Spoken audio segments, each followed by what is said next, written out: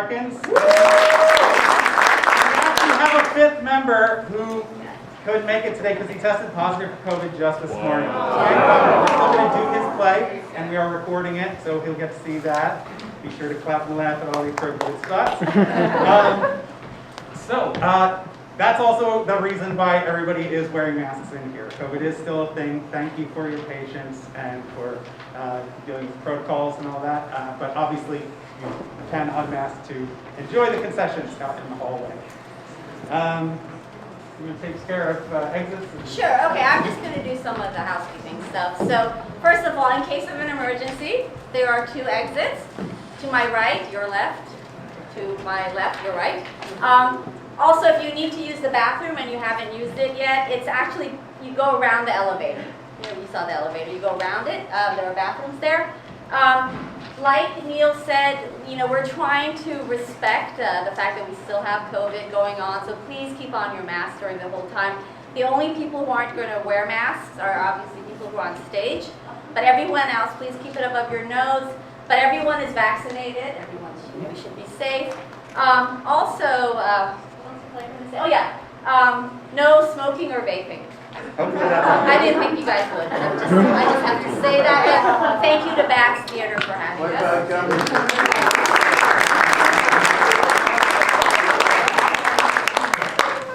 Okay, folks, we're almost ready, but we'd also like to make a land acknowledgement, which is a relatively new custom in theater because theater is art. And in addition to some laughs, art should activate our minds, inspire us to question injustice in all forms and work toward not making the same mistakes again, dismantling oppression. Therefore, we acknowledge that the Bay Area was once settled by the Ohlone people, San Francisco in particular by Ramaytush Ohlone tribe. We recognize that Native Americans suffered countless injuries by multiple colonizing forces upon which our society today was built. To learn more about this, check out the website native-land.ca. And similarly, we stand with Ukraine in their opposition to Russia's use of violence against their people. So, thank you for coming out in person. It means a lot to us because there's never been a better time to just sit on your ass on the couch and enjoy seasons of 100 shows. But this here is not Disney nor Netflix. We're keeping it local. Proceeds from the tickets and donations are going to reimburse our actors for their travel and work, and 5 local charities, each one related to one of the plays, which you can read about in our digital playbill, QR code on the posters. There will be a short intermission after the first 3 plays, during which you can go out into the hallway for a refreshment, and then we will have a raffle of gifts from our sponsors, and then the final 2 plays. After that, we'll have an optional talkback section where you get to give feedback that helps us improve the plays, so we hope you can stay for that. But we'll totally understand if you've got to go back. All right. I'm just going to say a few more words here. So what you're going to see tonight is a staged reading. Some of you might not know what is that. What is a staged reading?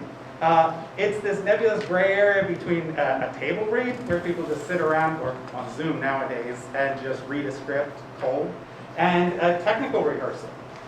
So some of which folks will be with music stands, reading their parts, possibly acting with their hands. And then other parts, we're actually going to have some props out here, and we're going to do a little bit of blocking, moving around. And they will not have stage directions read. For the other stage directions will be on the side, and they will give you a description of what you will need to bring imagination-wise to fill in whatever we've left out. The first stage reading I ever saw was in about 2005, and it was Norman G. and Richard Talaveras, Before the Dream, The Life and Unusual Death of Richard Wright. And it was fantastic. I had never seen that kind of in-between stage of theater. And it inspired me, although God knows how many years now later, I'm finally doing it, but it absolutely was crucial to inspire me to help put this together with all of my fellow playwrights. So you might have heard the saying, this ain't my first rodeo. Well, guess what? This is our first rodeo. Lucky you. So some complicated creatures, called humans are going to try to wrangle wolves, bears, boars, with varying degrees of success. And also there's one other animal, a big elephant in the room, which is, are these plays going to be any good? You will be the judge of that, but if you know me personally, you'll know I'm probably the harshest critic around. But when I love something, I'm all in, and I love all these plays, so hopefully you will all also.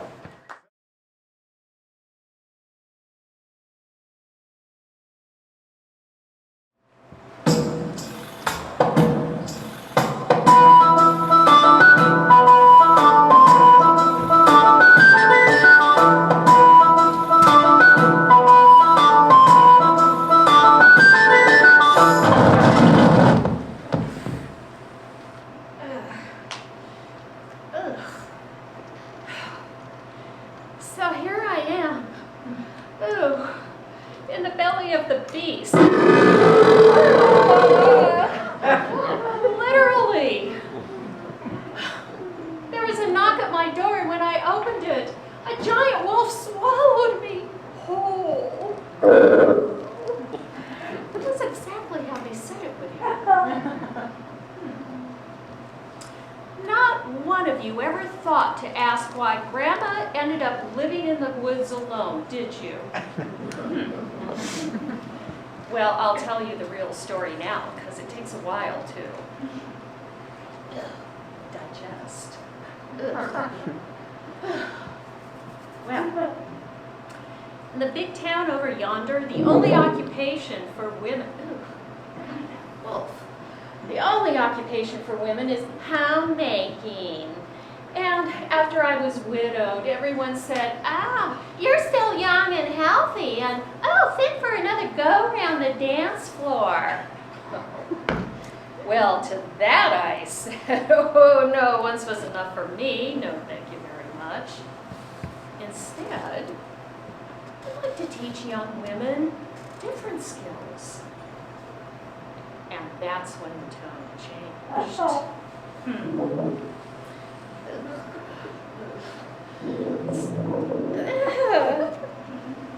It started polite enough, with all kinds of excuses to cover up what it really was, a shunning. No seller would sell to an independent woman. No baker would bake for an independent woman. My house was broken into, and strangely enough, the only thing that was taken was my cloak, and replaced by a red riding hood.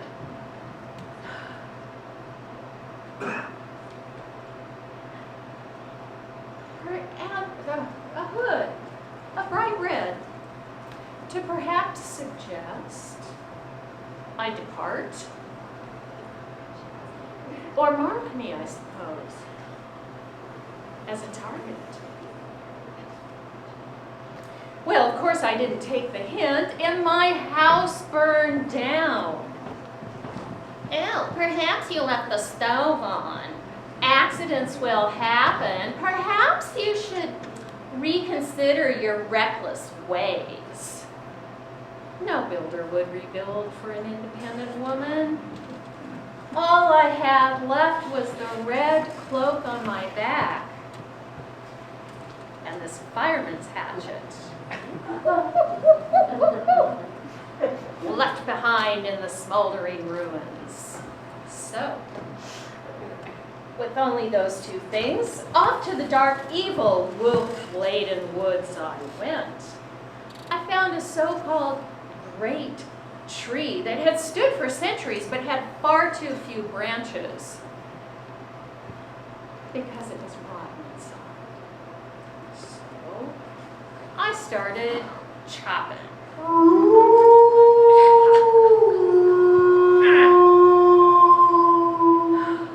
Oh, it took a while, just chipping away here and there, sometimes wondering if I was even making a dent.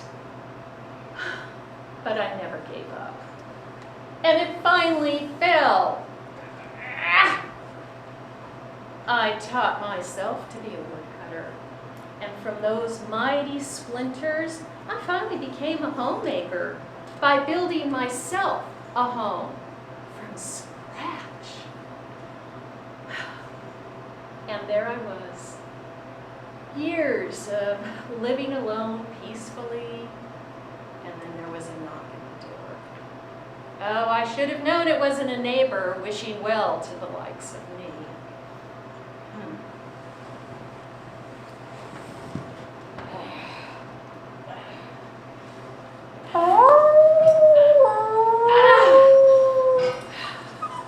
Here's Granny.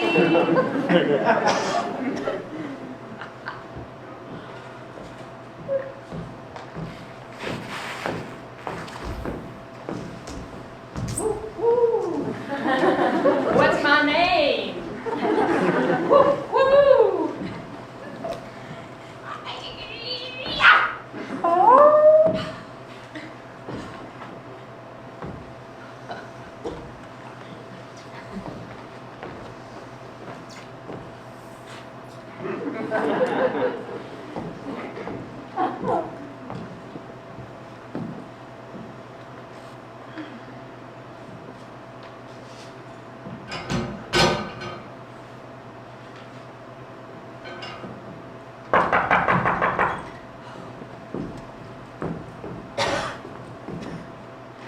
Rawr, go away! Oh no, she's been eaten, just like they said would happen.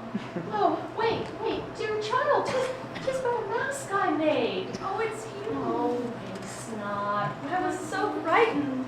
Oh, I'm sorry. Since fear is the only language they understand, I resorted to chat. Is it you? With your own Red Riding Hood. They gave it to me, Gran. They said I failed as a woman. What does that even mean? I'm a young woman. How can I not be? Is there some other definition? No, it's nonsense, child, and I couldn't be more proud. Mother especially was so disappointed in me. Yes, well, she is among the comfortable few for now. And when they don their rose-colored glasses, those of us in our mandated Red Riding Hoods simply disappear from view. Although she did tell me to seek you out, and she said to stay on the path. But there is no path out here. Oh, shame on me for letting it become overgrown since I first walked it. There certainly is a different path. And you found me. Oh, come on in and warm yourself by the hearth. Dinner is just about ready. Now prepare yourselves. What you're about to see will be gruesome. The scene of the crime always tells a story. That is, inevitably, that the women in our town are vulnerable. That they need.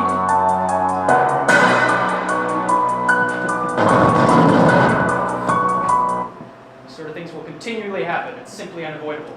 They must stay within these walls to be protected from... Yeah. May I help you? It is polite to knock. Oh, I'm sorry. Excuse me, I heard that there was another wolf and wool attack on a wayward woman, but you don't seem to be a wolf. No, we are not, and thank you very much for noticing. But we're about to dine on roasted wolf flanks presently. Could you possibly come back another time? Or better yet, not at all. Ew. Wolf flanks? Wouldn't you prefer the fine cakes back in town? You're welcome there. I mean, of course you'd have to assume the role of a proper maid and... Yeah, I think we have everything we need.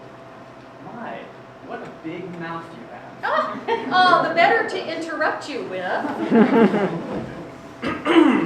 Anyway, I was talking to the young lady. Oh, no, thank you. I'm quite excited to learn how to survive on our own out here. Well, if if you were actually looking for clues to solve the wolf attacks, it was wearing this collar. I see. Well, you may have bested one wolf, but I've heard that out there are packs of multiple. Oh, well, and now so are we. So, you can head on back to Castle Wolfenstein or whatever, and feel free to let the door hit you on the flanks on the way out. Hey, wait just a second.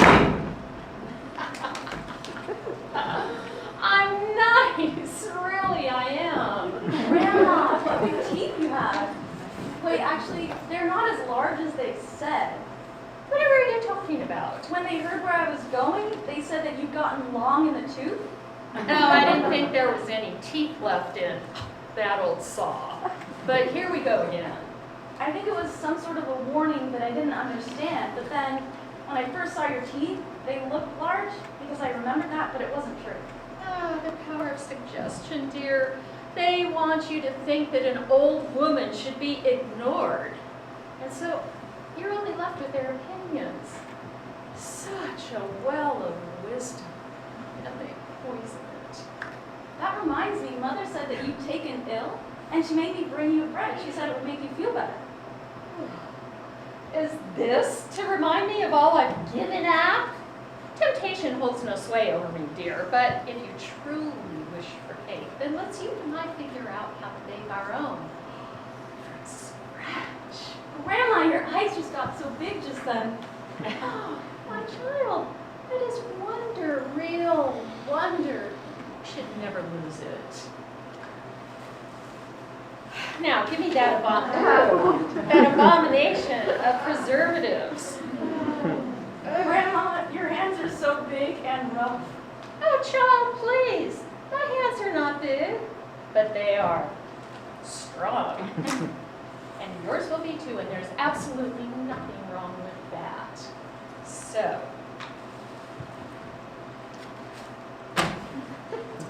now, if we're going to make some just desserts happen, we'll need some more wood for the oven. So, you take this hatchet. It's time you learned a thing or two. And start chopping! She's a lumberjack and she's a pain.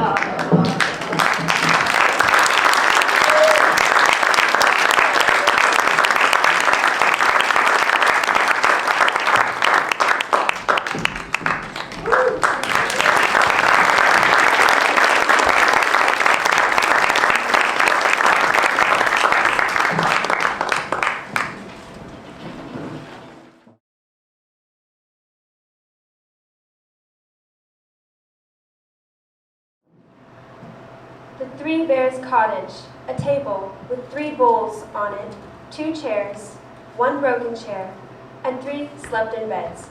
Carl and Martha look around in dismay. Goldy is asleep in one of the beds. Junior stands beside the bed Goldy is in. Someone's been sleeping in my bed, and she's still here.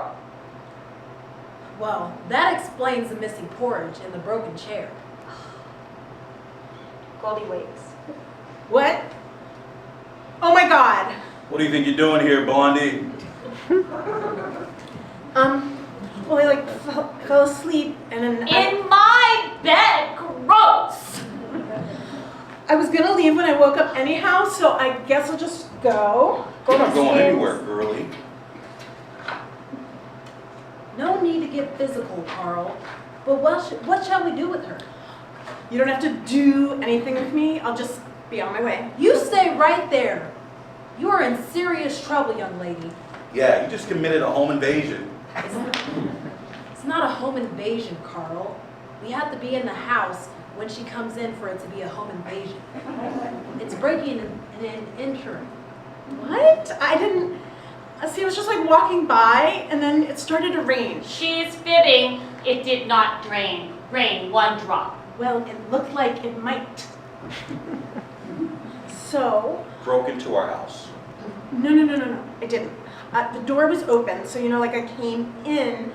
I knocked first, honest. And the door was sitting there wide open. Well, it wasn't totally open, but it was like, it wasn't locked or anything. So you thought you could walk right in and help yourself to whatever you wanted? Carl, do I have to remind you to lock the door every time we go out? Why is it my responsibility to lock the door? Because I'm a male?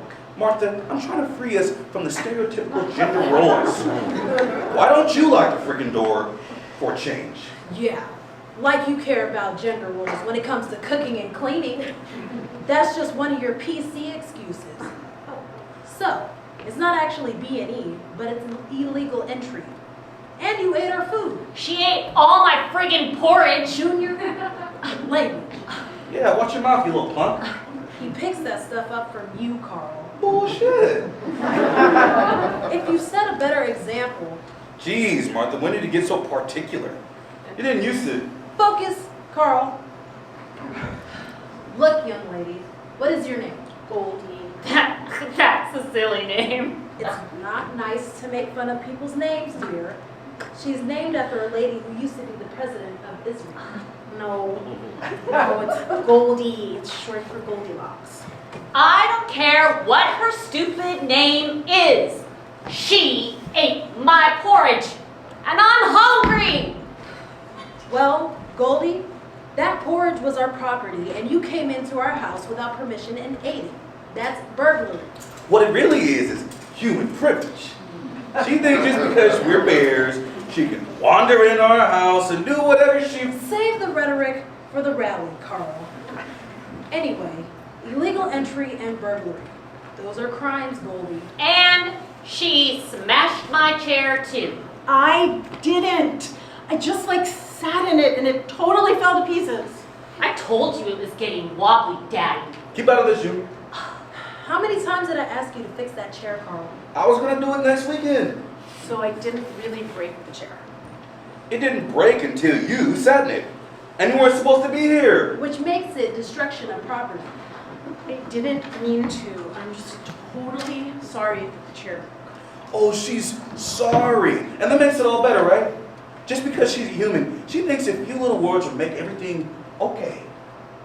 At least she's trying to be polite, unlike some people around here who don't even say please or thank you, unless you practically Oh, say. please shut up, Mom. Yeah, Martha, you're dissing us in front of and defending this human chauvinist piglet who thinks it's okay to trash her house. I said I was sorry about the chair. Look, I'll pay for it. I'll go home and get the money from my dad and come right back. I swear. Honest. Goldy stands. Goldy sits back down. Don't think you can buy your way out of this, you entitled little twit. Don't be rude, Carl. But Goldy, you need to realize money doesn't absolve you from responsibility. Now, I can understand wanting shelter, being hungry, and breaking the chair. What I don't understand is the thing with the beds. I was just totally sleepy after I ate. But she ate my porridge, and I'm still hungry. Be patient, dear. I'll fix you something as soon as we get this settled. Now, Goldy, why did you mess up all our beds instead of just one? Well, one was too hard, and then the other one was too soft. Oh, our beds aren't good enough for the little princess. And you didn't think about the sanitary implications? Sanitary? Yeah, how would you like it if you came home and found me in your bed? Yuck. See? But I mean, I took a shower last night, and I didn't Go ahead, say it, say it. say it. Yeah. What you were going to say when you stopped. I don't know. But you're a bear. That's what you were going to say. It's perfectly okay for you to crawl into a bear's bed because you're all clean and wonderful. But an icky, filthy bear crawls into your bed. We get the point, Carl. Let's deal with the situation. I'm dealing with the situation. I'm pointing out the insidious speciesism that allows her to marginalize us. Daddy, hurry up and get this over with. I'm hungry. Damn it, Junior. Ah! Here I am, being a good dad, raising your consciousness, and all you can think about is your dad. Look, I said I would pay for the chair. And this has been, you know, like a really good learning experience for me. And I'm like totally gonna change my attitude about bears and stuff. And it looks like you have some family issues to deal with, so I'm gonna get out of your way. And I'm just gonna let you. Goldy stands.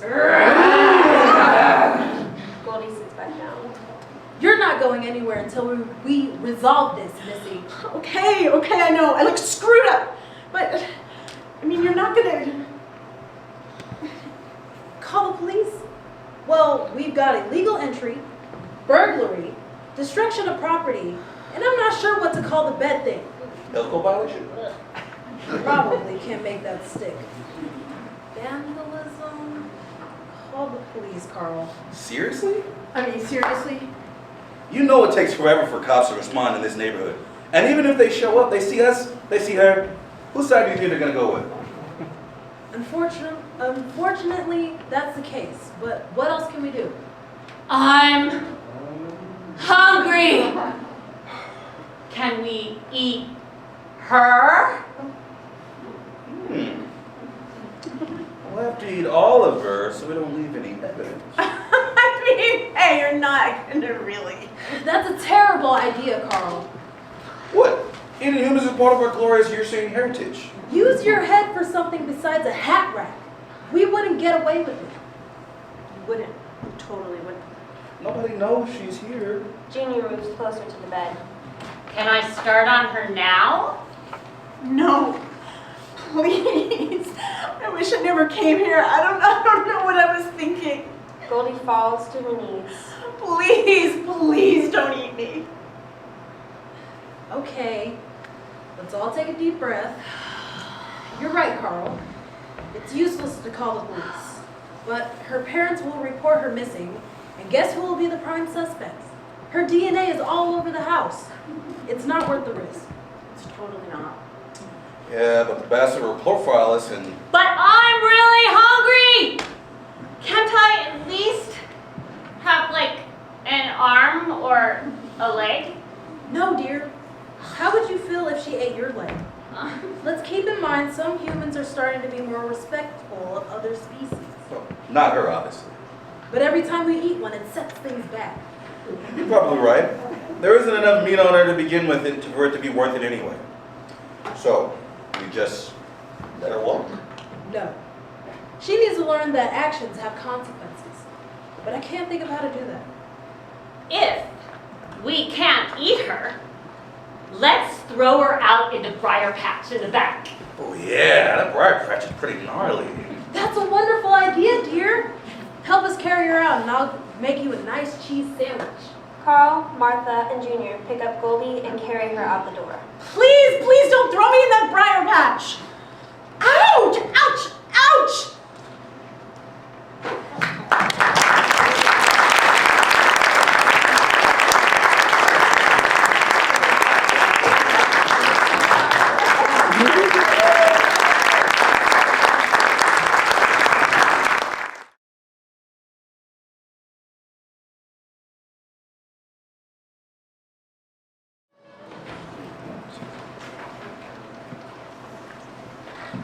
This is The Legend of Melusina by Homeira Elder.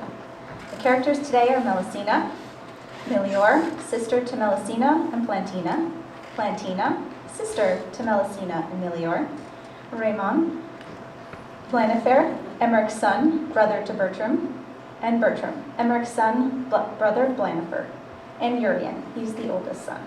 The setting is medieval France. Scene 1. Enchanted sounds of the woods can be heard as the light comes on, slowly revealing a forest, surrounded by trees of all kinds.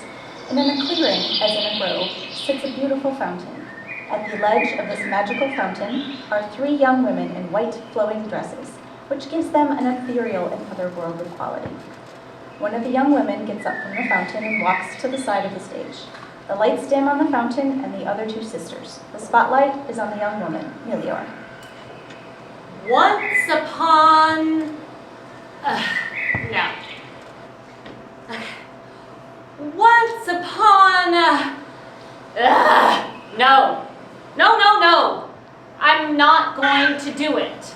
I'm not going to say those hackneyed words, even though I can see from your faces that's what you're expecting. And of course, that's how one begins a fairy tale, right? The problem is, I'm a character in this story.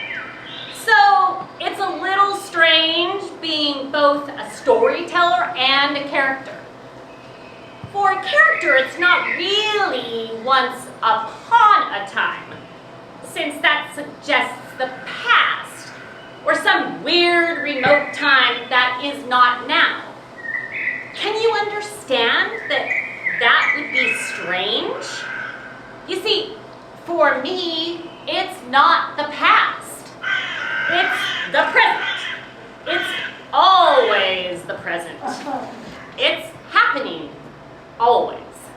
However, for the purpose of this theatrical rendition of a fairy tale, and to make you all feel better, to take you back to your childhood and into a world framed by those magical words, once upon a time, I will. I understand the comfort it provides. Also, just so you know, I'm not a major character. I'm what's considered a minor or side character. The undeveloped, flat character. You must be laughing and thinking to yourself, but aren't all characters in fairy tales flat? I mean, you hardly run into any Mrs. Dalloway's Hamlets or Hedda Gablers in fairy tales. The complex, nuanced, well-developed, multidimensional, worthy of volumes of scholarly criticism by the likes of Harold Bloom character. Well, that's not us. And as unimaginable as it may seem, we, the minor characters in fairy tales, are flatter than flat. We are so tenderized that if you hold us up to the light, you can see through us. But we're meant to be flat. After all, fairy tales are simple stories with morals, right? You don't want to add too much of that ambiguous gray area. If you do, it defeats the whole purpose and makes the lessons being taught blurry, indiscernible. No, fairy tales should be unequivocal and focus on the plot, not the psychological inner workings of the characters. Never. Leave that to the 19th century novel.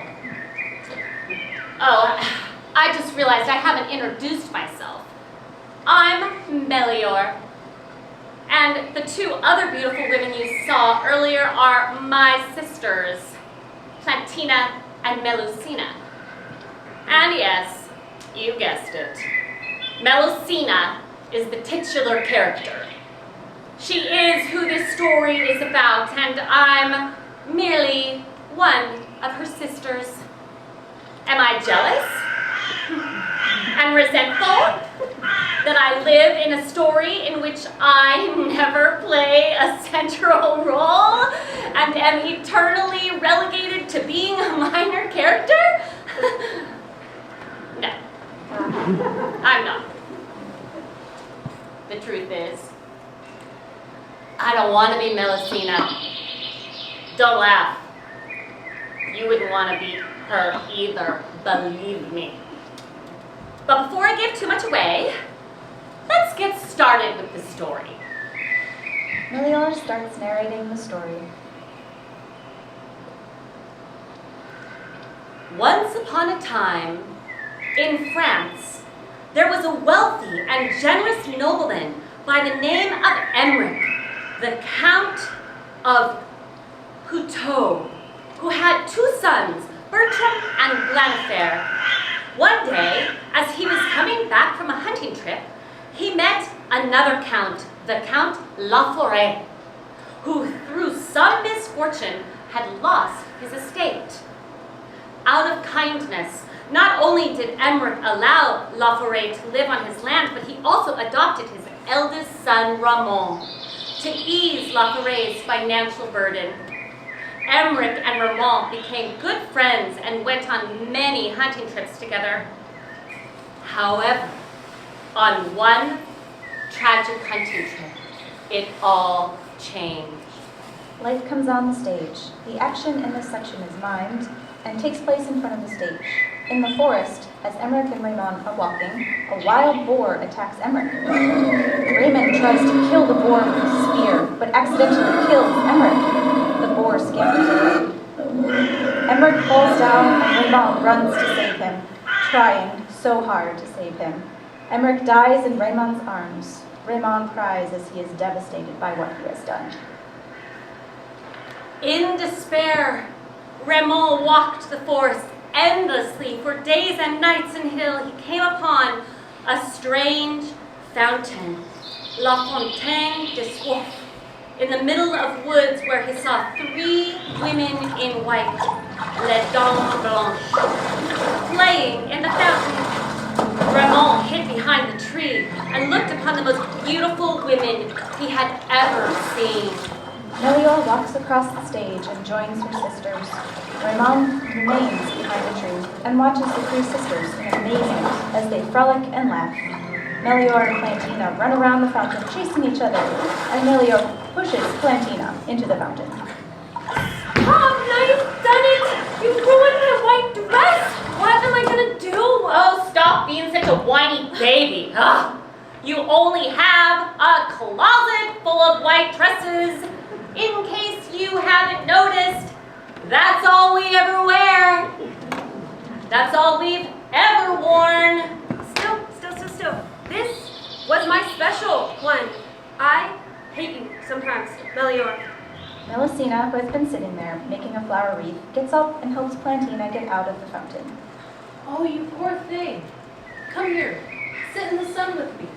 The sun will dry your pretty white dress in no time. Oh, you poor thing! Come here!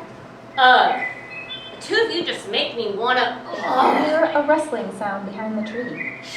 Did you hear that? Hear what? I heard it. I think it's coming from over there. Plantina points to a tree where Raymond is hiding behind. The 3 of them get up and quietly walk over to see Raymond, who steps out from behind the tree and looks embarrassed, and yet enchanted by the beauty of the 3 sisters. Plantina and Melior look scared. Melusina, however, does not appear scared and walks over to Raymond. Hello. Hello. I'm sorry. I wasn't spying on you. I was just Lost? sort of. Not exactly. I mean, I want to be lost. Actually, I was looking for a place to be lost. To be nowhere. You want to be nowhere? Oh, I wish I were dead. Ted, what a horrible thing to say. What is making your heart so heavy and full of woe? She grabs a golden cup sitting on the ledge, dips it into the fountain, and offers Raymond some water. Here, have some water. You must be thirsty. I should have been the one to die. How could I? How could I kill the most honorable, generous man in the world? How could I do such a thing? You must tell me everything that has happened to you. My name is Melusina, by the way. I'm Ramon. Plantina and Melior look at the 2 of them and whisper to each other. Plantina leaves the stage, and Melior goes back to the side of the stage again to narrate. The spotlight is on Melior. I'm madly in love with you, Melusina. Will you please marry me? I can't do it without you. I will, my dear Raymond, but only under one condition. Of course, anything. I'll buy you the moon if you like. I'll walk barefoot through the fields of fire. I'll kill 1,000 boars. Never mind. I'm quite serious about this. I know. And I would do anything for you. What's the condition? The condition is, no matter what, no matter how much you miss me, you are not allowed to see me on Saturdays. You will not seek my whereabouts. Not see you on Saturdays. Yes, never. Never go looking for me on Saturdays. Can you do that? Yes, of course, I understand. I get it. Saturdays are your day. You probably want to spend them with your sisters doing fun sisterly things, right? Yeah, something like that. Anyways, please promise me you will never look for me on Saturdays. I promise. I will never look for you on Saturdays. Melusina smiles at Raymond. They embrace. Lights dim. Scene 2. The setting is now inside of a medieval castle. Raymond, Blandifer, and Bertram are all standing around playing billiards and drinking beers. They are having a good time together, slapping each other on the back and toasting their beers. After about 30 seconds, Bertram walks to the side of the stage and the lights dim. The spotlight is now on Bertram as a narrator.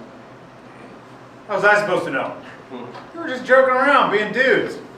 You know, guys do that sort of thing. Have a few beers, tell some lewd jokes, give each other a hard time. That's what guys do. I don't feel bad. I mean, maybe I started the whole thing, but Blandifer was there too. So, no, I refuse to take full responsibility. Why should I feel bad? After all, Raymond did kill our father. I mean, I know it was an accident and all that. He didn't mean to, I get that. But he did kill our father. And truthfully, we love Raymond like a brother. He's a nice guy. What he did was not good, I admit. But what Raymond did was, well, he killed our father. And how did he not know about Melusina? How could he not see that she wasn't your typical woman? The signs were all there. I mean, she built the entire castle by herself, rock by rock. I'm not kidding, literally, rock by rock. Built the whole castle. Raymond just thought she was strong, athletic.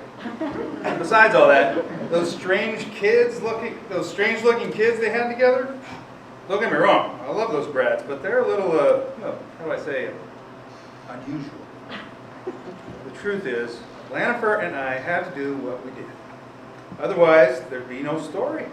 No conflict, no story. And anyways, it's not like we could have done anything different. That's impossible.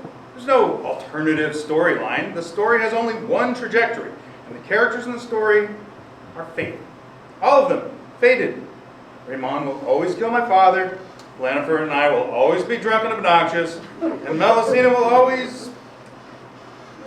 Just remember, it's no good asking, but why did she blah, blah, blah? And what if she didn't blah, blah, blah? It won't make a difference. What's going to happen is going to happen. Anyway, you're probably thinking, enough, Bertram, let's get on with the story. Ducko. Let's continue where we left off. Raymond and Melusina married shortly after their first meeting at the fountain in the forest. Everyone was happy for them, including Bertram and Blandifer, who took the news of their father's accidental death quite well. Melusina built a majestic castle with her own hands and called it Lusinia. Melusina picks up rocks to build a castle. She hangs a wooden plaque with the name Lusinia on the entrance. Raymond joins his wife and puts his arm around her, looking upon the beautiful castle. They are happy. They lived in marital bliss for many years. They had 6 sons, yet every one of them was strangely deformed in some manner. The boys walk across the stage as they are mentioned. They are wearing masks. Urian, their first child, had pendulous ears with one red eye and one green eye. He's the first to walk across the stage. He is carrying a stack of books in one arm, and with his other hand holds an open book, which he reads as he makes his way across the stage. Raymond and Melusina look upon their children with pride. Geddy's face was half red and half green, and Yod had one eye over the other. Edds and Guillaume come on stage together, and they are kicking a leather ball back and forth. Framon had a horn coming out of his forehead, and Anthony had only one eye. Framon and Anthony come out riding hobby horses and going around in circular motions on stage. But then there was Goldy, the youngest one, who had boar's tusks instead of teeth, and was also known as Geoffrey le Grand Dent, the Great Tooth. Geoffrey the Horrible. Geoffrey comes out chasing a cat and swinging a giant toy sword aggressively. Melusina and Raymond look a little concerned with Geoffrey, but continue to smile. They lived peacefully for years. Then, one Saturday evening, Lights come back on stage, and Bertram walks back into the scene. Bertram and Raymond are playing billiards. Blandifer is sitting, watching them. watch this and weep. Nice one. Your turn. Alrighty. Merde, missed again. Here, have another beer. It'll help. Nah, no more. I've had a few too many. You mean you haven't had enough? You're not going anywhere, right? And Wifey is not around to tell you what to do. Where is she anyway? Bertrand's turn in billiards again. Strikes the ball. Game over. I'm getting bored of winning. Let's take a break. Yeah, where's Melusina anyway? I haven't seen her today. I don't know. You don't know? Yeah, how do you not know where your wife is? Because I don't know. Seriously, man, where is she? Like I said, I don't know. I don't know where she is on Saturdays. Oh, did I just hear you say you have no idea where your wife is on Saturdays? That's what I heard. Unbelievable. It's just that You what? What? Spit it out. Okay, all right, I'll tell you guys. Can't believe I'm telling you this. When I asked her to marry me, she said she would marry me, but only with one condition. That I would never look for her on Saturdays. So I promised her I wouldn't. What? Well, who wears the breeches around this castle? Yo, Melusina's got you by the balls, huh? Well, what are you guys talking about? Melusina and I are perfectly fine. And I mean, no. It's not what you think. I'm the one in charge around here. There's no question about that. Right, sure you are. Screw you guys. Dude, she could be anywhere. Shouldn't you go see? I mean, at this very moment, she could very well be riding the young stable boy you hired. He's a good-looking chap. Augustine? Is that his name? Augustine? Acts out Melusina having sex with the stable boy. Ooh, yes, right there, Augustine, right there. Don't stop. You're disgusting. Okay, that's it. I'm gonna go check. Yeah, you better. Raymond leaves. Laughter is heard. This section is mimed as the story is being told, and Bertram's voice can be heard as he narrates. Unable to suppress his curiosity any longer, and wanting to avoid further teasing by Blannifer and Bertram, Raymond went upstairs to find her. As he approached her chamber, he heard water splashing. Quietly opened the door to the back, just seeing enough to see the most unbelievable sight. Melusina from the waist up was her beautiful self, yet from the waist down, her body had been transformed into a giant serpent's tail. The audience sees the shadow of the serpent, Melusina, in a bathtub behind a hanging sheet. Raymond gasps and covers his mouth. He quietly goes back down to join Bertram and Blannifer. Well, did you find her? In the arms of the stable boy? You okay, dude? You look pale. Yeah, I'm good. Just need another beer. Where's Melusina?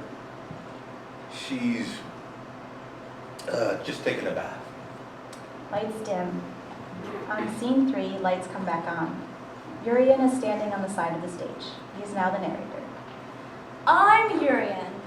I'm the eldest son, and frankly, the only one with a brain around here. My brothers, on the other hand, are juvenile and intractable. But the worst one is Joffrey. He's feral. He's the perfect storm of stupid and aggressive, and my parents were never able to tame him. If it weren't for him, my mother would still be here, and my father wouldn't be a wreck of a man weeping his days away, locked up in his chamber. He blames himself, of course. But when it comes down to it, I suppose my father is to blame. He broke his promise. Anyway, I digress. My function right now as the narrator is to provide exposition for you. As the family historian, I'm going to take you back a generation and tell you the story of my grandmother, the fairy Priscina, and the curse that she put on her own daughter. The following section is seen as a black and white 1920s silent film on stage, as Urian narrates. Once upon a time, Helmus, the king of Albania, who had been recently widowed and very depressed, was on one of his hunting trips when he came across the most beautiful woman he had ever seen standing in front of a fountain in the middle of a forest. Her name was Priscina, and he immediately fell in love with her and asked her to marry him. The lovely Priscina said she would, but with one condition, and one condition only. He could not see her during her lying in. He consented to her condition, and in a short time after their marriage, she became pregnant and gave birth to triplets, Melusina, Melior, and Plantina. However, as Priscina was holding her triplets during her lying in, Helmus forgot the condition and out of sheer excitement, rushed into Priscina's room. She became irate with her husband. After scolding him, she took her 3 daughters and escaped to a hidden island. When her daughters were older, Melusina told them about how their father had broken the Rachel promise. Out of the 3 daughters, Melusina was the most angered by what her father had done and sought revenge. She convinced her sisters to help kidnap her father and imprison him inside of Mount Randalore. When Melusina heard of the news, she was so enraged at Melusina's cruel behavior that she decided to punish her by placing a curse on her. She would turn into a monstrous half-serpent creature every Saturday of her life. Gilmerel stops, spotlight on Urian. He shakes his head. We never learn, do we? I mean, since time immemorial. People just don't listen to conditions, do they? We have stories after stories warning us of this human weakness, yet we never learn. Of all the fruit-bearing trees available to Eve, she had to, well, you know the rest. And what about Psyche? Like living in perfect bliss, but apparently that wasn't enough.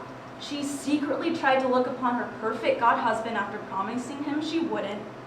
Poor Psyche, she lit a candle to look at him while he was asleep. However, a drop of hot candle wax fell upon his perfect god chest and awoke him. He then flew away immediately, leaving her heartbroken. And of course, there's Orpheus. Orpheus, it's your wife, really, it is. Just don't look back until you get her out of hell. Oh, no, don't do it, don't. Oh, you just did. And then Icarus, poor Icarus. Well, I mean, really, poor Daedalus. He warned his son, don't get too close to the sun. Didn't matter. Whee, and then splash. Oh. And let's not forget Pandora. Just don't open the box. Do not open the box, ever. She opens the box. Ah! All hell breaks loose. The list goes on, but it's futile. Like Uncle Bertram said, and this may be the only intelligent and sober statement my uncle has ever made, characters are all fated to make the same mistakes, to break conditions over and over again, eternally. There is no other narrative for Psyche, Orpheus, Pandora, or Icarus, and only one narrative for my father. Only one way the story could end. Raymond, although disturbed by what he had seen in the bath, did not mention it to Melusina, or anyone, for some time, for years in fact. Then, on one fateful day. Inside Lucinia Castle, a lazy afternoon. Raymond is polishing his matchlocks while Melusina... You can clearly see the poor child is distressed. What is the matter, dear? Joffrey's killed a lot of people. He burnt down the monastery. What did you say? The lights dim. Urian goes back to his spot to continue narrating the story. Earlier that day, Joffrey and his brother Furtado had been fighting, and in order to seek refuge from his violent brother, Furtado had escaped to a nearby monastery and locked the doors behind him. And Joffrey, in a fit of rage, had burned down the entire monastery, killing not only his brother, but 100 monks as well. The lights come back on. Melusina and Raymond are in the same room in the castle. Raymond is sitting in a chair, covering his head with hands, weeping as Melusina stands beside him, stroking his head, trying to comfort him. It's going to be okay. It's going to be fine. How can you say that? Ramon is dead. Joffrey is in prison and about to be hanged, and all those monks, dead! No, we're not going to be okay. I know. It's horrible, but we can... We can't do anything! Just shut your mouth! I'm sorry. I was just trying to comfort you. You should be sorry. It's all your fault. How is this all my fault? You know exactly why, Melusina. Don't act like you don't know. But I don't know. The children, they're your children. Yes, and yours too. I'm pretty sure you had a big part in creating them. Raymond sits back down and puts his head and covers his face again. Raymond, you're upset. I know you don't mean what you're saying. Melusina goes over to Raymond and tries to put her hand on his head. Raymond pushes her away. Get away from me, oh you serpent. You've contaminated our honorable race. What? What are you talking about? I know what you are. I saw you on one Saturday. You what? You've ruined my life and the life of our children. You broke our promise. Melusina backs up and quickly runs out of the castle. Raymond runs after her. He stands at the door. Melusina, I'm sorry. I didn't mean to. Please come back. Raymond is looking out the window while Melusina, now transformed into a flying serpent, circles around the castle. Raymond then sits in the chair, slouching and weeping. Urian starts to narrate again. Raymond lived the rest of his life in loneliness, misery, and regret. He sat by a window for years and years until the day he died, hoping to catch a glimpse of the love of his life. Melusina remained a flying serpent. She never returned, and no one saw her in her human form again. C'est la fin de l'histoire. The end.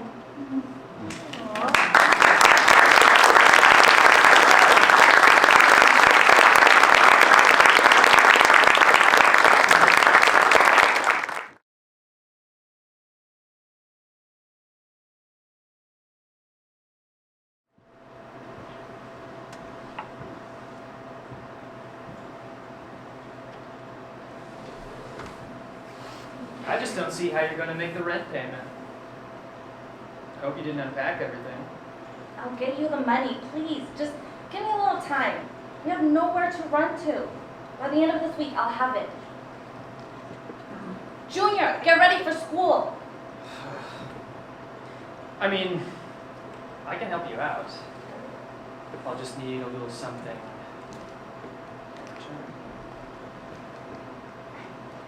You know, Marisol, I'm just down the hall whenever you need me.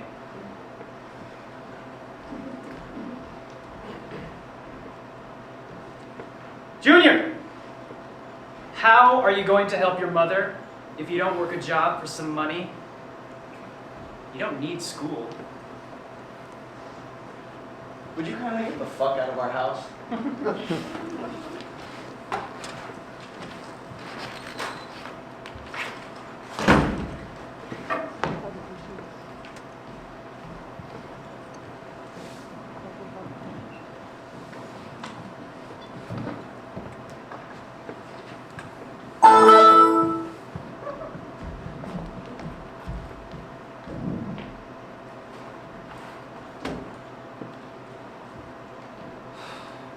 Dude, I'm so over it. I'm sick of being told I have to do this school shit to make money. Especially since you already know how to make money. Yeah, about that. Do you think you could hook it up again? I mean, yeah, bro, but you gotta pay the price. I know it's a fucking steal, but part of the deal. You making it rain for that new add-on? Nah, I gotta do some shit for my mom. It's cool. Here, I'm updating my status to available. Let me know when they accept. Swag. I'll see what I can do. Peace.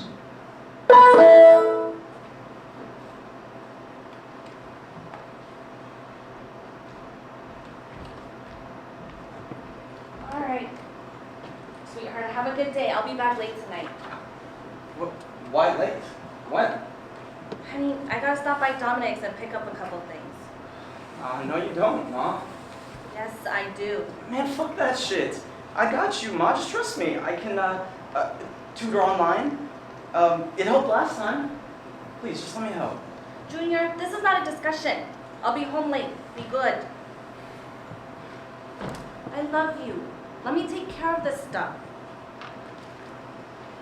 Now promise me you're not gonna game all day and actually finish that essay.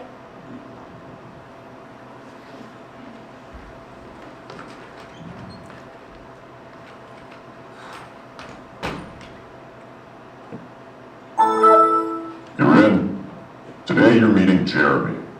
He's really into Harry Potter, so this should be easy for you, nerd. I'll see you post with that paper chaser.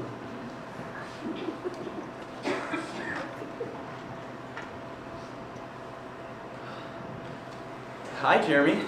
How's it going? You want to see a spell? Expelliarmus! Engorgio. Was that good? I'm, ready for my prize.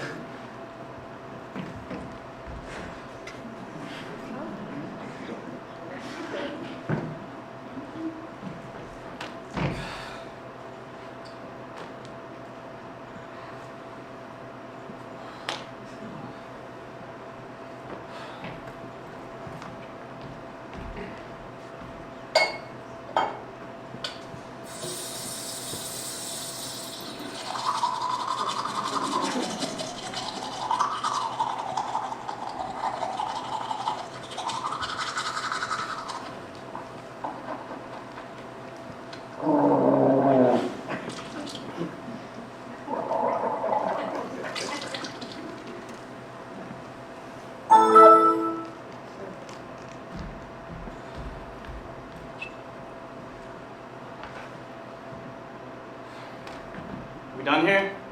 Yes, sir. Aren't you glad I hooked you up with that guy? See, I listened to you. I know you know that nerd shit. Anyway, here you go. $250 for you, $250 for me. What the fuck? What is this 50-50 shit? What's that phrase? Alright. Pimpin' ain't easy. Wanna find these guys on your own? Fuck, man, that's not enough. I need at least $1,000. The fuck you need $1,000 for? You ain't going nowhere. You don't need no ice. You're trying to be in school and shit, right? I told you. It's not for me, it's for my mom. See, what you need to do is help your mom get an account. I bet she'd get hella play. Man, don't say that, Ish. You don't even know me. What? You a big shot, huh? Junior? Where the fuck is your father that you still be calling yourself Junior? You think because you're in school you're gonna be rich, playa? Don't even. You don't know jack. Look, can we just stick to doing a few more appointments? Any chance we can do more today? Mm-hmm. Sure. I'll see what I can do. In the meantime, how about you just chill the fuck out and think about how you treat your business partner? Without me, son, you ain't shit. No play, nothing.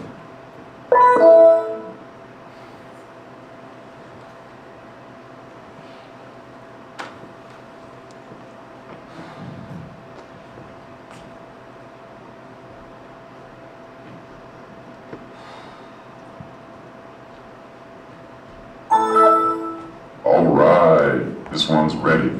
Pretty frisky, so keep it going.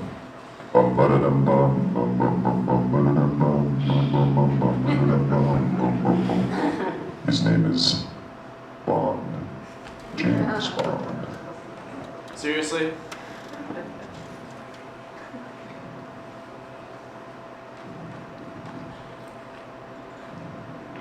Oh, would that be something Q got for you? Maybe I can help you out of it.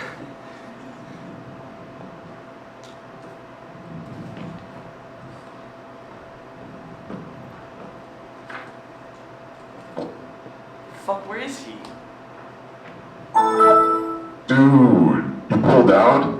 No, for real, it just died on me. Whole thing, blank. Well, sorry, bro.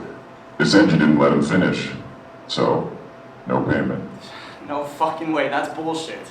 Yeah, I helped him out, but it's not enough to split. But I did all the work? Who the fuck do you think you are? That's just it, though. I get you these appointments. I pay you when you earn it, and I am calling you after you fucked up to help you. You know I got other people I could be working with. Who the fuck am I? I fucking run this shit.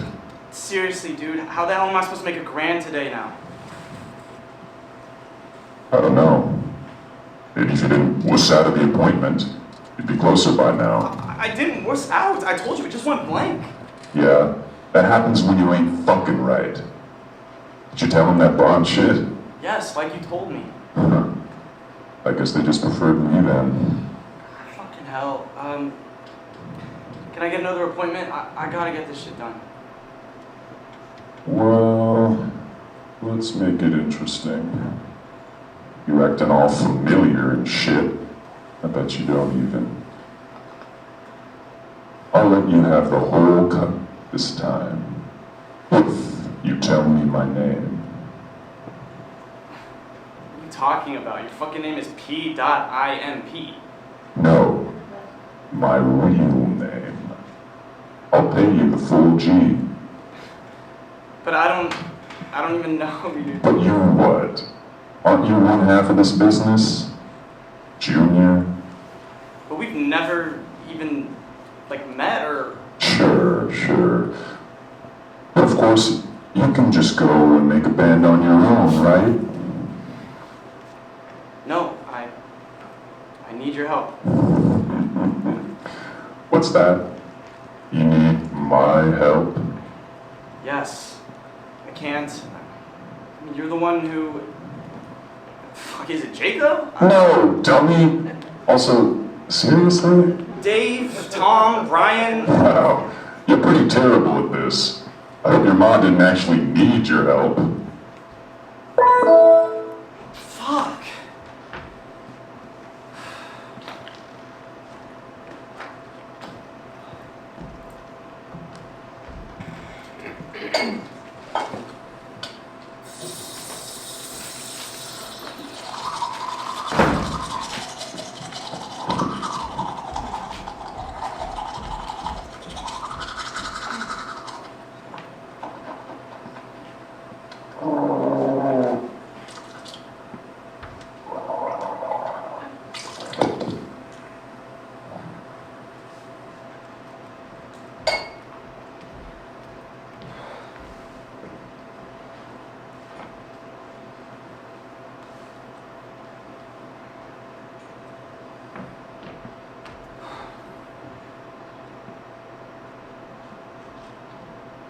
Junior.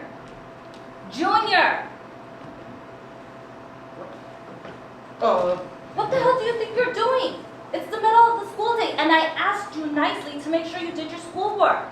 Mom, what are you doing here? How long have you been here? I just came back to pick up my work badge during my lunch break, and I find you here digging around. Mom, I swear I'm gonna get it done. And to top it off, this came in the mail. Junior, you know we can't afford this. You already have the equipment for your gaming. We can't afford more of it. No, honest, Mom, that's not me. I swear I didn't buy anything. I've been trying to I do knew my... I should have never let you convince me of this stuff. I couldn't believe it when I saw it in the hallway. One more game? When will it stop, Junior? Mom, it's not mine. It must be a mistake, like someone else in the building stuff, like some other kid, Mom. Junior, I have to get back to work. I wish you would take your schoolwork more seriously. Give me the headset and gloves. No, wait, Mom. Not yet. I'll give it to you tonight. Either you give me the headset or your essay. What's it going to be, Junior? Mom, the essay, but just give me this afternoon. Please, I promise. Fine. It better be in my hand tonight before I go over to Dominic's, okay? All done. Mom, you won't need to go there tonight. Junior, I'm leaving. Write your essay or else. I'll do you one better. Mom, I got this.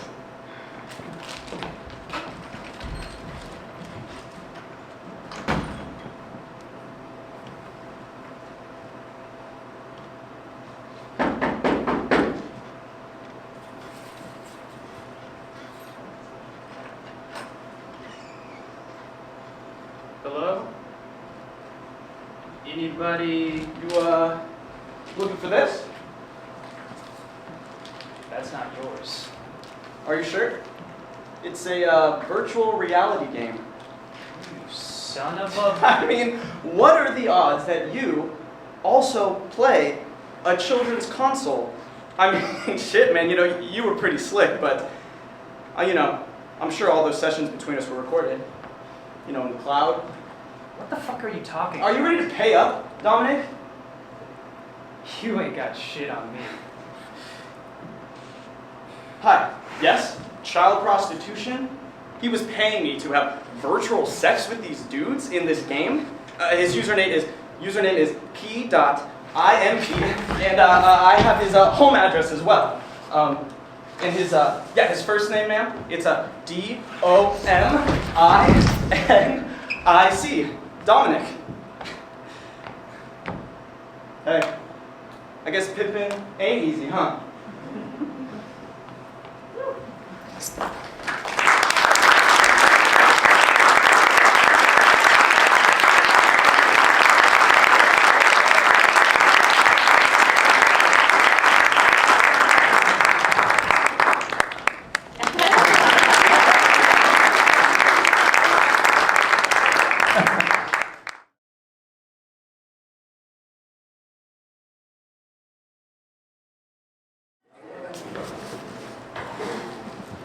This is Midas, p.g.a. by Mike Tuton.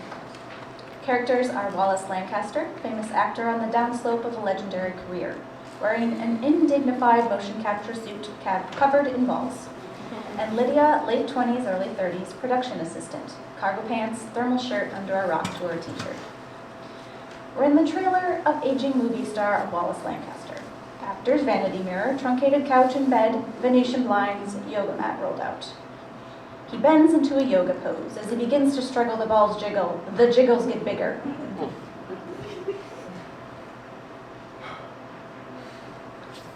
You are the lighthouse at the end of the waves, the stone in the tempest. You are the lighthouse at the end of the waves, or the stone. You are fucked! And everyone thinks you're crazy. Fails. He bends into an easier pose. You are the lighthouse at the end of the waves. You are the stone. Ah! Wallace collapses again. He taps his phone, puts it up to his ear. Voicemail. Tosses the phone. Another pose. A timid knock at the door. If you're a producer on this film, you can come in. The lighthouse at the end of the wave. If you're a producer on this film, pretty please come in. He falls out of his pose. He lies breathing. Enters into another pose and another knock. I do not know how to communicate this any more clearly. If your job title is producer, if you work on this film, if you have the new script changes, please come in. If not, please go get a producer who has the script changes. That is all, and thank you. Go with God, etc., blah, blah, blah. Shaking again, knocking again for the fourth time.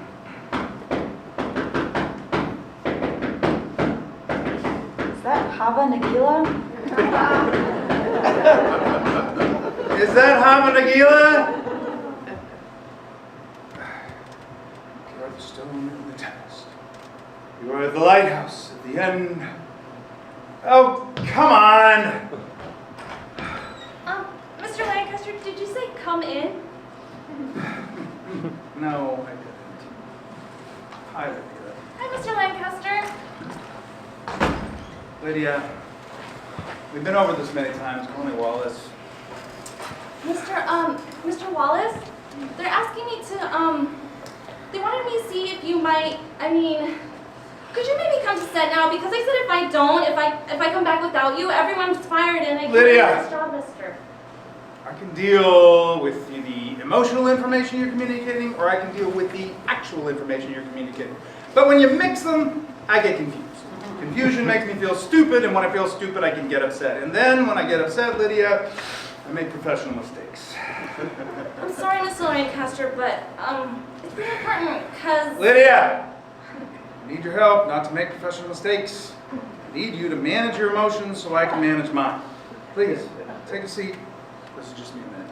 Lydia flips off a lamp and moves to the couch while Wallace, from his deep yoga stretch, lights a salt lamp with a small remote control. The darkness on the couch does not soothe or calm Lydia. It seems to have the opposite effect.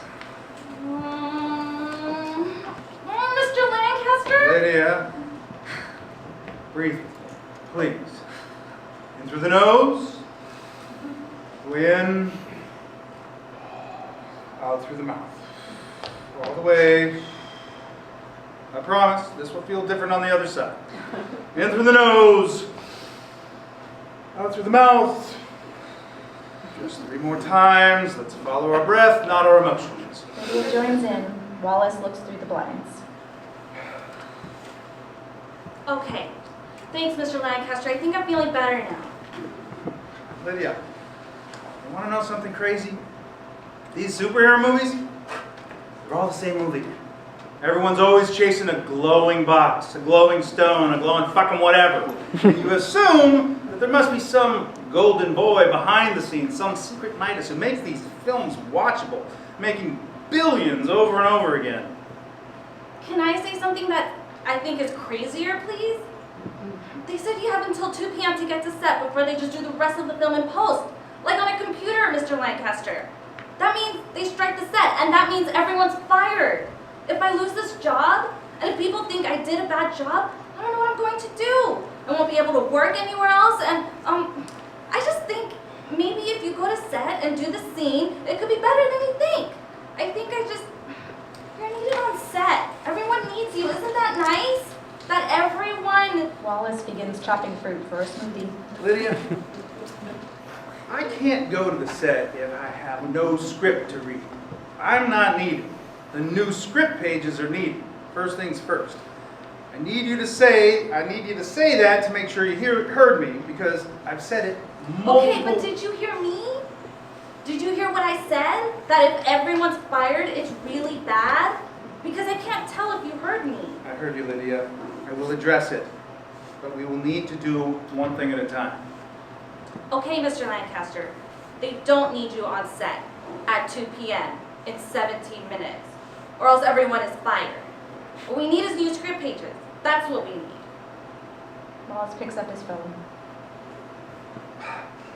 Call me back!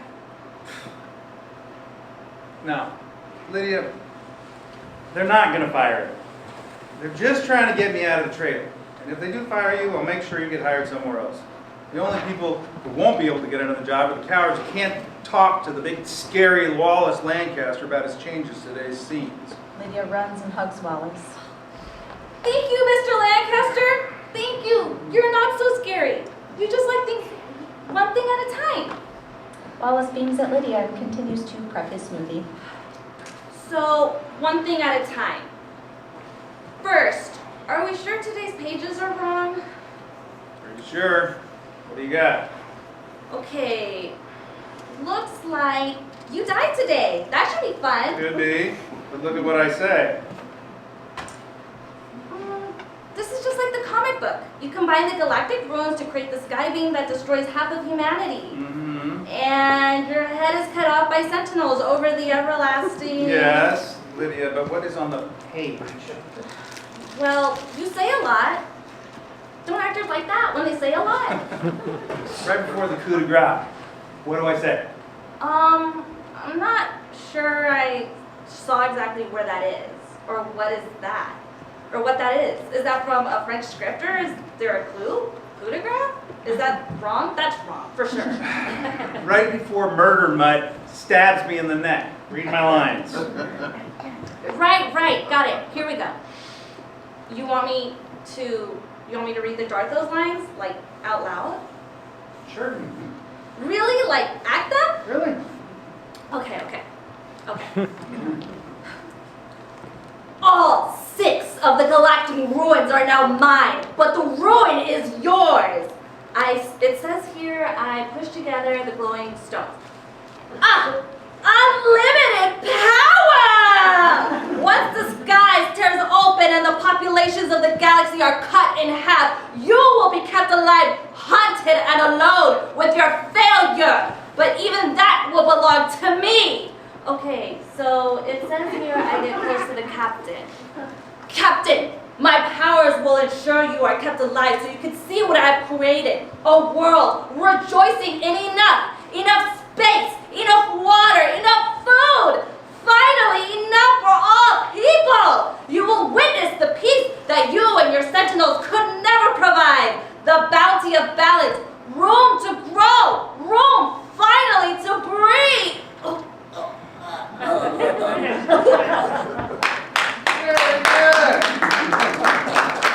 I can almost feel the dagger in your neck.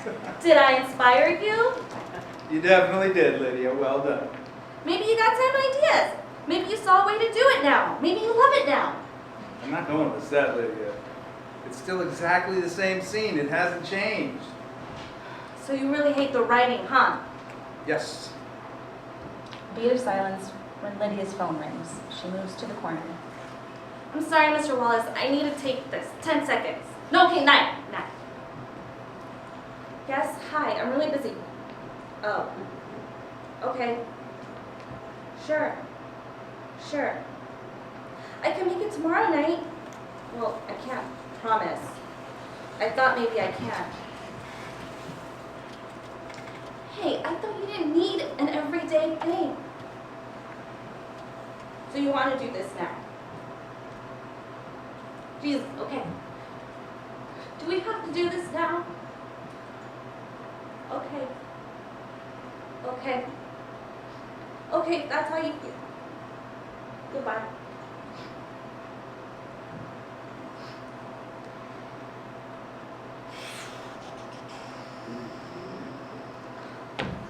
Lydia? I know you can't leave here without me. They might fire you. But if you stay, I'll need full quiet mouse silence now. I need to focus.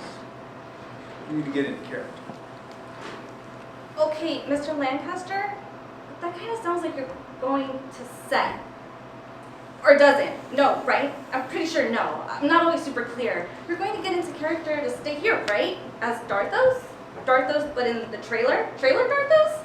Lydia, you're in for a treat. You're going to see me in my greatest role. Which is not Darthos? No, it's surprisingly reasonable superstar. Wow, is that for a different thing you're shooting? Like a commercial or? Lydia, nothing like that. It's that this new threat, this new 15 minutes from Armageddon message you were sent to give me, that means they're ready to meet me face to face. And they're going to try to talk me out of a deal that's been in place from the very beginning. He thinks he's going to meet rageaholic Wallace Lancaster, but instead, he's going to get Smoothie. And Smoothie Wallace is smooth. The smoothest. And Smoothie Wallace will convince him that what Darthos line should be, and then we go to set. We discuss my deal. Sure, it was with a producer who's no longer on the picture, but a deal is a deal. Doesn't matter if the deal was struck with a guy who's not here, deals make the picture. The deal for what it's based on. For the stars, for the director. The deal for the writers. Every movie is 1,000 handshakes you never see on screen. Wow, that's interesting, Mr. Wallace. Thank you, Lydia. What if he agrees with you? We'll talk about what new reason Darthos might have for destroying half the universe. So you don't mind the writing? I mean, it's straight kiddie melodrama, but that's fine. It is a comic book movie. So what's wrong with the reason? Wallace ignores her. He puts the lid on the blender. Mr. Lancaster, I don't know much about your world. Wallace turns on the blender again. I don't know much about your world. Wallace finds a spoon to taste the smoothie. Mr. Lancaster, I don't know a lot about your world, but then sometimes friends of mine will use that. Like, since I don't know about their world, they have to explain it, so I'll get it, you know? And then when they say it in a way where I get it, they understand it better. And if you want, that's how I can help you. That's what I have. Okay, Lydia. Well, it's pretty simple, really. The Galactic Murderer, my character, big villain, he's the only person thinking about balancing mankind with nature. Thinking about enough food and water for everyone. I mean, the bad guy is the fucking environmentalist. He's the only one addressing drought and famine and balance while our actual society in real life is being driven off a cliff. It's not just this movie, Lydia. It's Batman. Ra's al Ghul wanted to set a cleansing fire and kill people off. The Kingsman movie, Samuel L. Jackson tried to blow up half the world's heads to save us from overpopulation. Oh, that's not even to mention Thanos, the bad guy for the top 5 biggest movies in history of movies. His motivation is exactly the same. Balance life with resources. Of every superhero in that movie, he's the only one addressing ecological reality. And I told the first suit I met for this part, I'll do it, but that can't be the reason. The mass murderer will not be the only guy who gives a shit about nature. And he shook my hand and he said, okay. You had a deal. Lydia, I have a deal. So the story has to change? Something has to change. Agreed.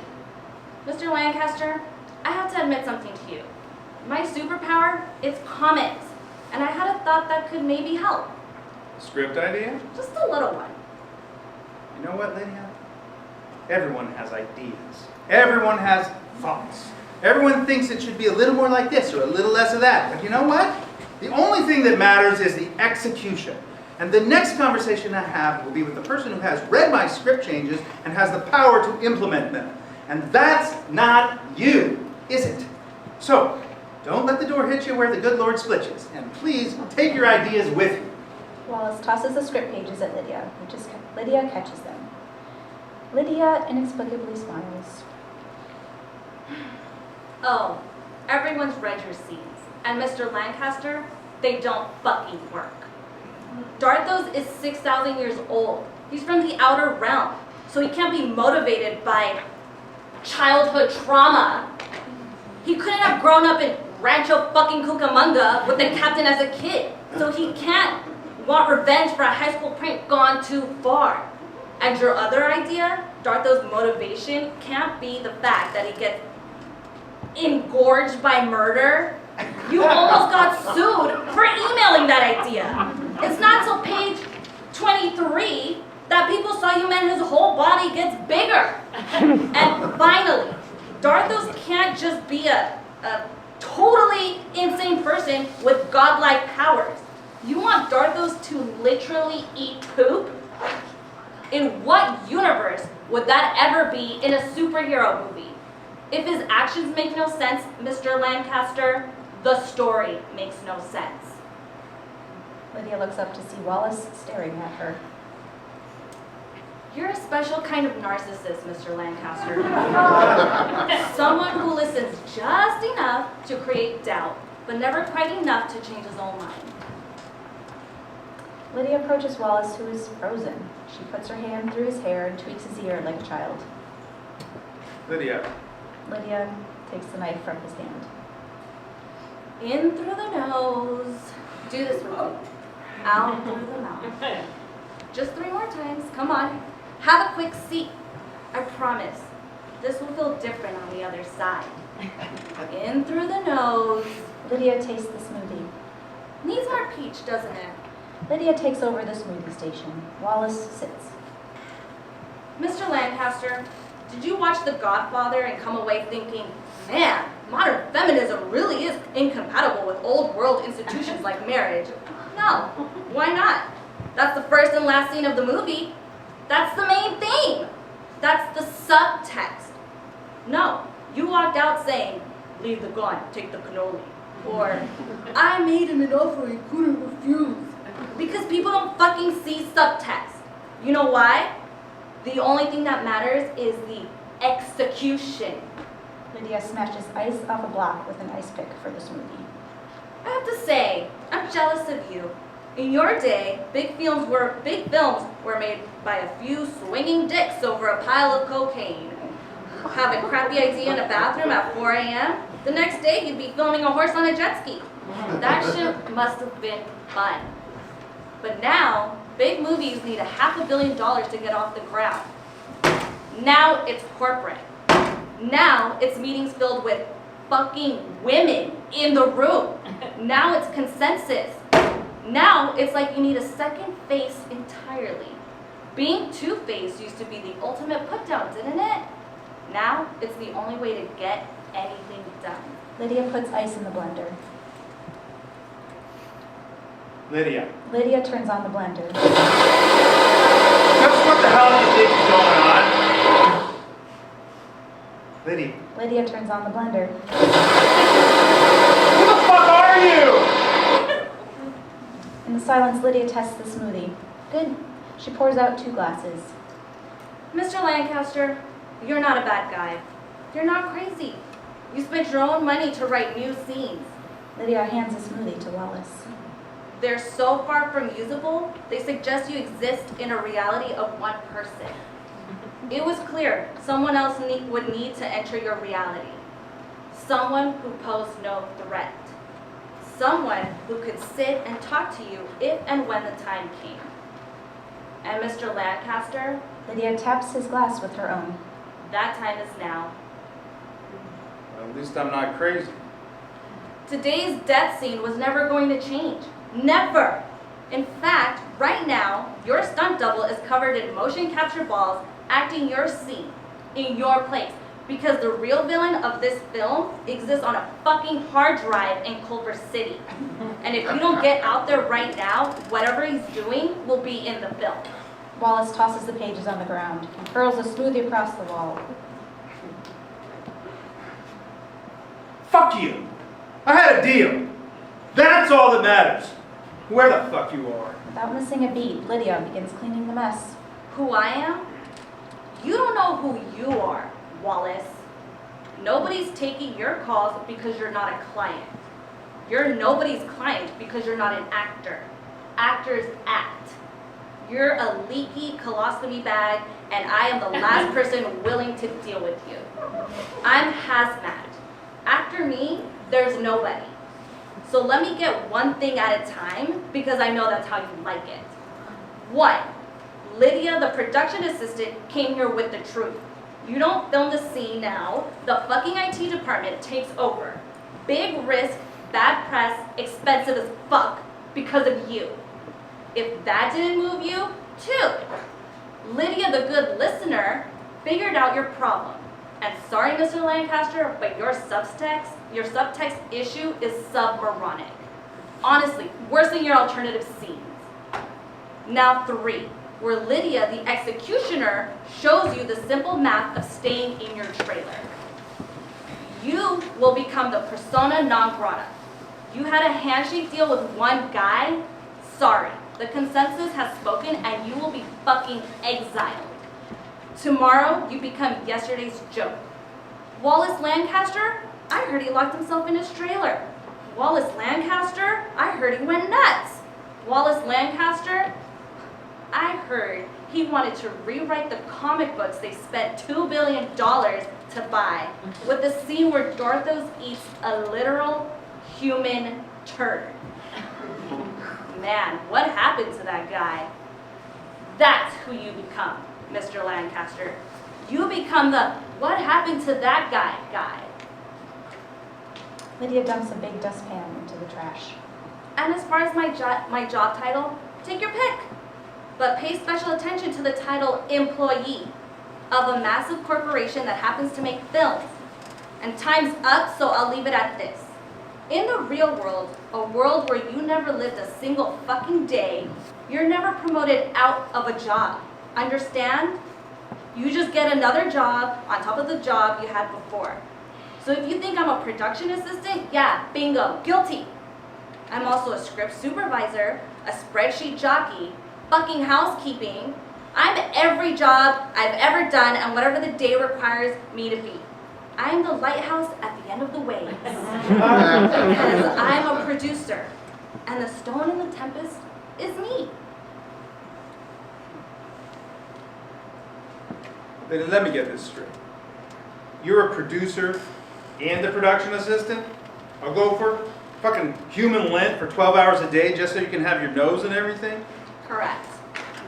Just to ensure everything is moving smoothly and problems are solved and everything runs right. That's right. And the only fucking way this is possibly true is if you literally worked all day on set as an assistant and worked all night on script development and deals and contracts and, I mean, if that was true, you wouldn't just be married to your job, you'd be married to your job and cheating on your job with more job. There'd be nothing left. Lydia turns away from Wallace.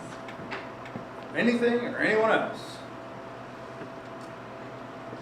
If I have to explain to you that shareholders veto handshakes, I'll do it.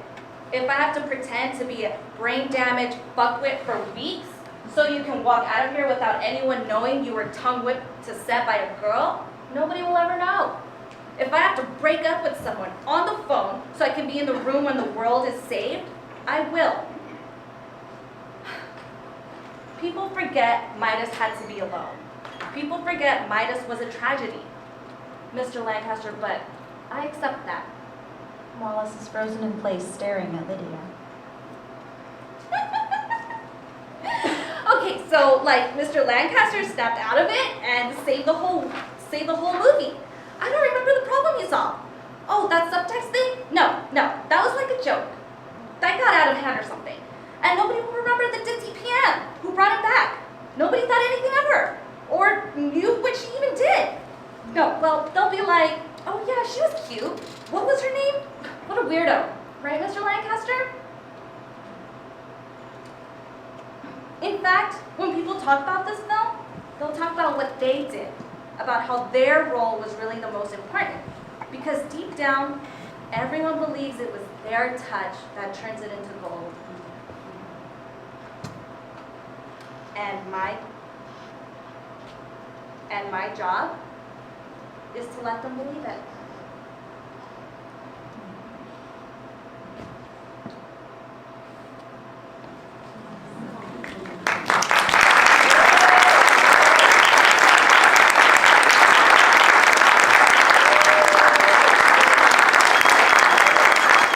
Thank you, everybody, for coming out. We seriously very much appreciate it as we're getting this together. Hopefully, we'll do this on a 3-month or 6-month basis. We gotta have a retrospective and work it out. But thank you all for coming out, and especially to all of our awesome actors. Yes. Let's fun the hell out of this